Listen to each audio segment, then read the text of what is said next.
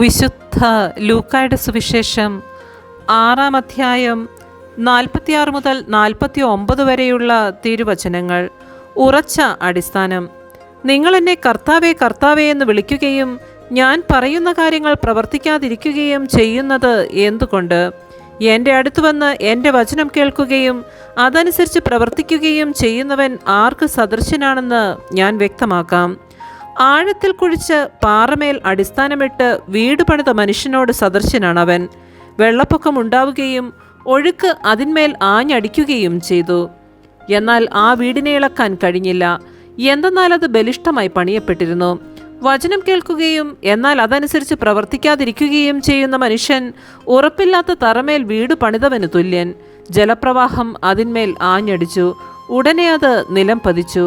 ആ വീടിൻ്റെ തകർച്ച വലുതായിരുന്നു.